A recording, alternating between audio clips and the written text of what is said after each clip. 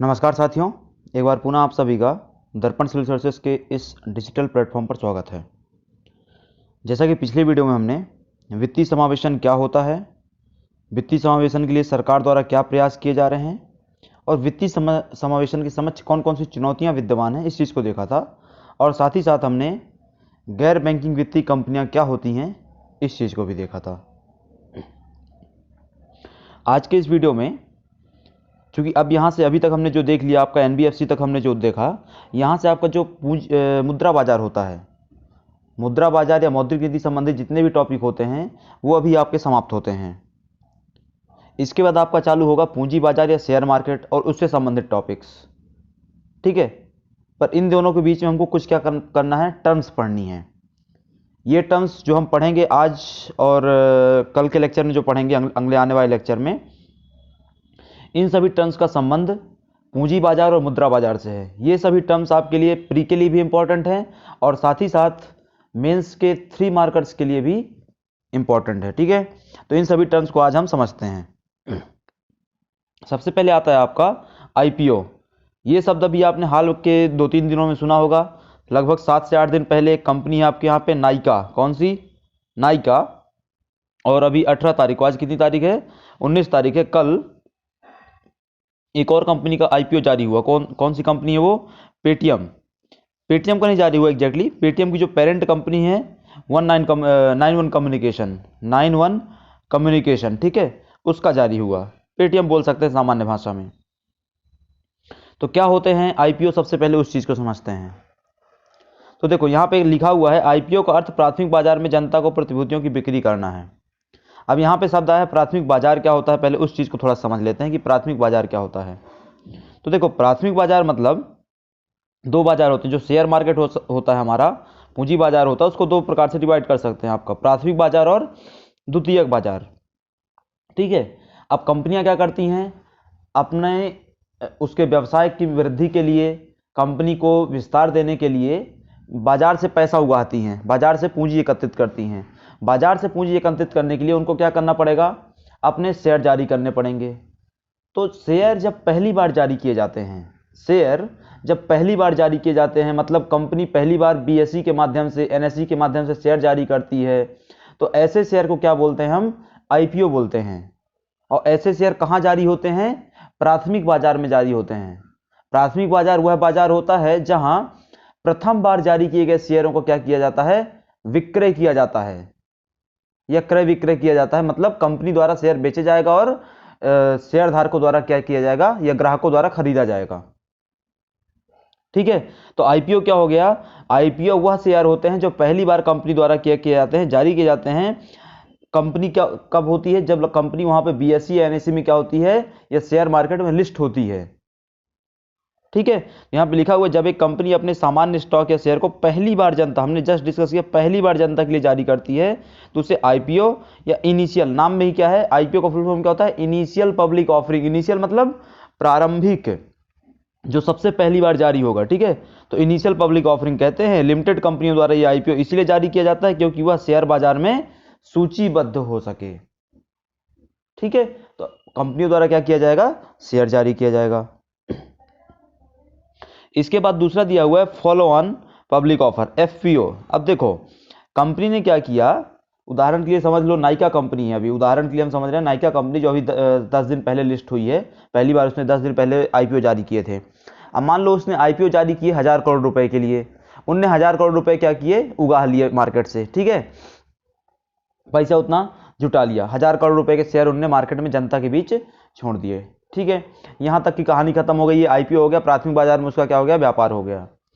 पर क्या हुआ, कंपनी को लगा कि हमको 1000 करोड़ से थोड़ा सा और अब आवश्यकता है। कंपनी को कुछ दिन बाद लगा कि हमको थोड़ा 100 करोड़ रुपए और चाहिए हैं। तो जो उनने पिछली बार जो शेयर जारी किया था, आईपीओ जो जारी किए थे, उसी को फॉलो ऑन करते हुए, उसी को आगे बढ़ाते हुए वो 100 करोड़ रुपए के और नए शेयर क्या करेंगे, बाजार में जारी करेंगे।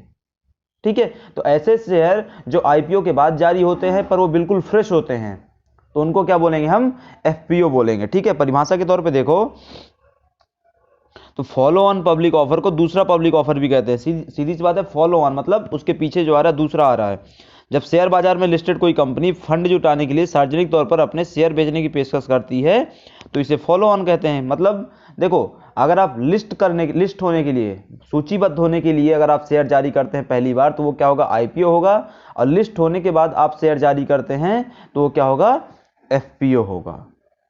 पहली पेशकश आईपीओ कहलाती है, जिसके बाद कंपनी लिस्ट होती है, लेकिन लिस्टिंग के बाद शेयर बेचने का सार्वजनिक प्रस्ताव क्या कहलाता है, एफपीओ कहलाता है।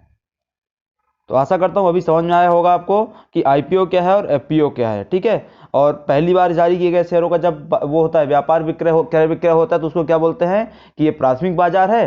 और प्राथमिक बाजार में जो क्रय विक्रय होता है शेयरों को किसके मध्य होता है, कंपनी और ग्राहक के मध्य होता है। और फिर ये जो शेयर एक बार जारी हो गए वो मार्केट में क्या होते रहते हैं, उनका क्रय विक्रय चलता रहता है। तो जो मार्केट में उनका क्रय विक्रय लगातार चलता रहता है वो किन के मध्य चलता है, उनका ग्राहकों के मध्य आपस में चलता है। ठीक है, तो उसको क्या बोलते हैं कि ये द्वितीयक बाजार है। अब देखते हैं यहां पे एंजल टैक्स क्या होता है। तो देखो अब क्या होता है, स्टार्टअप कंपनी वगैरह जो भी होती है वो अपना व्यापार बढ़ाने के लिए, पैसा व्यापार में वृद्धि करने के लिए, विस्तार करने के लिए फंड जुटाती हैं। और जो भी फंड जुटाएंगी वो एक तरीके से कंपनी की या उस व्यक्तिगत व्यक्ति की क्या होगी, आय होगी। ठीक है, अब उस शेयर जारी करके जो पैसा जुटाया है उसमें से जो आय प्राप्त हुई है उस आय पे उनको क्या लगेगा, टैक्स लगेगा। यहाँ पे लिखा हुआ है कि ज्यादातर मामलों में शेयर तय कीमत की तुलना में अधिक कीमत जारी किए जाते हैं। मतलब सिंपल सी बात है कि 1200 रुपये पर शेयर था, वो जो भी उससे ज्यादा बिक जाएगा, जैसा भी कंपनी की हालत रहेगी उस पर डिपेंड करता है। ठीक है, इस प्रकार शेयर बेचने से हुई अतिरिक्त राशि को इनकम माना जाता है। शेयर बेच करके जो एक्स्ट्रा राशि प्राप्त होगी उसको हम क्या बोलेंगे, इनकम मानेंगे। और उस इनकम पे आपको क्या देना पड़ेगा, टैक्स देना पड़ेगा। तो वो टैक्स क्या कहलाएगा, एंजल टैक्स कहलाएगा। और स्टार्टअप को इस तरह मिली राशि एंजल फंड कहते हैं। इसके बाद आयकर विभाग एंजल टैक्स वसूलता है। एंजल टैक्स को 2012 में शुरू किया गया था, जिसका उद्देश्य क्या था, धन शोधन या मनी लॉन्ड्रिंग को रोकना। देखो सीधी सी बात है कि आपने मान लो 1200 रुपये का शेयर जारी किया, 1200 रुपये पर शेयर के हिसाब से आपने शेयर जारी किए, आपको 1250 रुपये पर शेयर के हिसाब से क्या हुई, लाभ प्राप्त हुआ। मतलब 50 रुपये पर शेयर आपको एक्स्ट्रा प्राप्त हुआ। ये जो एक्स्ट्रा इनकम है, इस एक्स्ट्रा इनकम से आप क्या कर सकते हैं, कुछ गलत काम कर सकते हैं, धन शोधन कर सकते हैं, मनी लॉन्ड्रिंग कर सकते हैं आप उस चीज को हाइड करने के लिए। तो फिर आप क्या करेंगे एग्जैक्टली, तो यहां पे उसको सरकार के द्वारा क्या किया जाता है, आपकी आय के तौर पे कंसीडर किया जाता है। ठीक है, और जो चीज को आय के तौर पे कंसीडर किया गया है उस चीज पे क्या किया जाएगा, आयकर वसूला जाएगा। उस यहां पे आयकर को क्या बोला जाता है, एंजल कर बोला जाता है, एंजल टैक्स बोला जाता है। अब एंजल टैक्स जैसा ही एक और होता है चीज, वो होता है एंजल निवेशक। मतलब कि एंजल इन्वेस्टर कौन होता है। तो देखो यहाँ पे अगर आप करंट अफेयर की चीजें पढ़ते रहते हो तो पता चलता होगा कि हमारे देश में जो एंजल निवेशकों में कई सारे बड़े नाम आते हैं। उसमें क्या है, एक आपका टाटा ग्रुप है, श्रीमान रतन टाटा जी। इसके अलावा विप्रो ग्रुप है ना। इसके अलावा आपका नारायण मूर्ति जी हैं। ये बहुत बड़े क्या है, एंजल इन्वेस्टर लोग हैं। ठीक है, अभी एंजल इन्वेस्टर होता कौन है, इस चीज को समझते हैं पहले।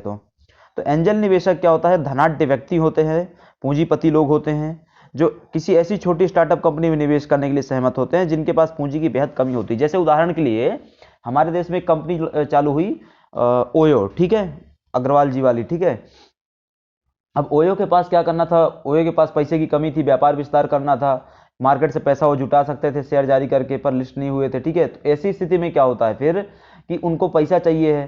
तो यहाँ पे जो धनाढ्य लोग होते हैं, अगर उनको लगता है कि सामने वाले व्यक्ति ने जो स्टार्टअप चालू किया है वो स्टार्टअप का कॉन्सेप्ट बहुत अच्छा है, आगे चल के वो बहुत ज़्यादा बूम लाएगा मार्केट में, ठीक है, देश की अर्थ इकोनॉमी के लिए क्या होगा, वो लाभदायक सिद्ध होगा।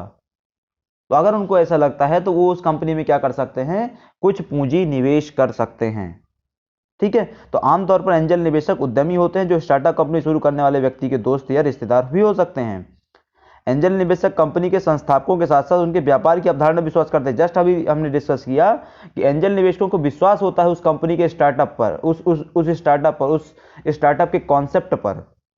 ठीक है, ज्यादा आमतौर पर अन्य कर्जदाताओं की तुलना में क्या है, आसान शर्तों पर दिया जाता है। अब ये जो लोग वो करते हैं, निवेश करते हैं, बहुत ही आसान शर्तों में करते हैं, बहुत ज्यादा वो उम्मीद नहीं रखते हैं सामने वाले व्यक्ति से या जहां इन्वेस्ट कर रहे हैं उससे। ठीक है, पर बाद में कंपनी को जब लाभ प्राप्त होता है तो अपने उस इन्वेस्टमेंट के अनुपात में क्या करते हैं, उस लाभ से हिस्सा अपना ले लेते हैं। ठीक है, तो ये क्या होने होते हैं, आपके एंजल निवेशक होते हैं।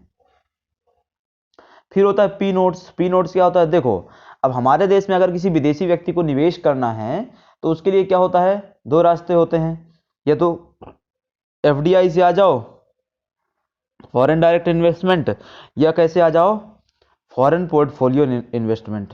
एफडीआई से आने के लिए आपको कंपनी के रूप में आना पड़ेगा, एफपीआई से आने के लिए आपको व्यक्तिगत रूप में आ सकते हैं।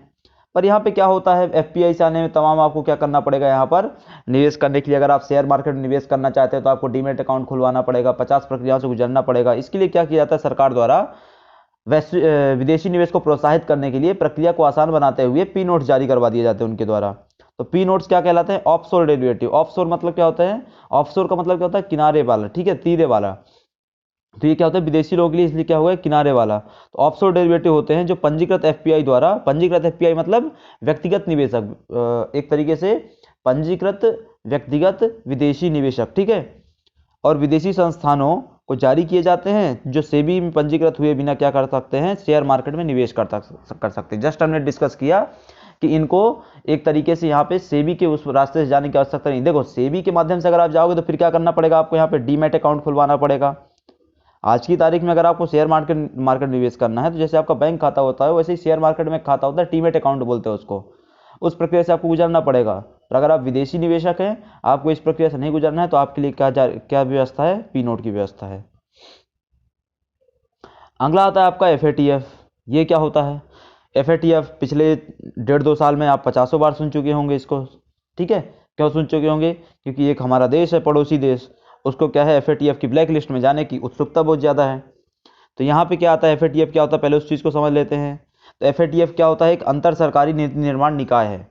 अंतर सरकारी मतलब इंटर गवर्नमेंटल, मतलब कई सरकारों के प्रयासों से मिलकर बनाया गया। किस संबंध में, नीति निर्माण निकाय है, पॉलिसी मेकिंग बॉडी है, ठीक है, जिसके पास क्या है, मंत्रालयीय आदेश है। मंत्रालयीय आदेश किस चीज़ के लिए है, मनी लॉन्ड्रिंग को रोकने और आतंकवाद हेतु जो देश वित्त पोषण करते हैं उनके खिलाफ कार्रवाई करने को लेकर के।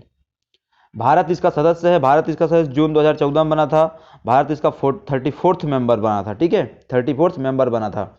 यहाँ पे टोटल देशों की बात की जाए तो टोटल 32 देश इसके मेंबर हैं, टोटल 34 मेंबर हैं, टोटल 34 मेंबर है, इसमें से 32 टोटल 34 मेंबर, इस मतलब 36, टोटल 36 मेंबर हैं, जिसमें से 34 देश हैं और 2 क्या है, संगठन है।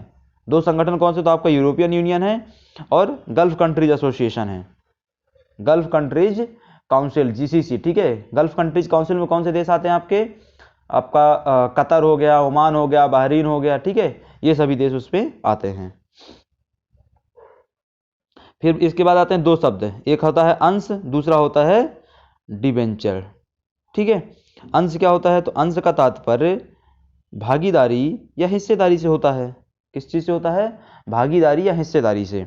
यह वित्त का ऐसा प्रमाण पत्र होता है जिससे किसी संस्था में भागीदारी का अधिकार प्राप्त होता है। जैसे बोला हमने कि आपका जस्ट अभी हमने डिस्कस किया था नायिका और उसने 9-1 कम्युनिकेशन ने क्या किया, एक तरीके से शेयर जारी किए, ठीक है, और उन शेयरों को किसने खरीद लिया, जनता ने खरीदा, ग्राहकों ने खरीद लिया।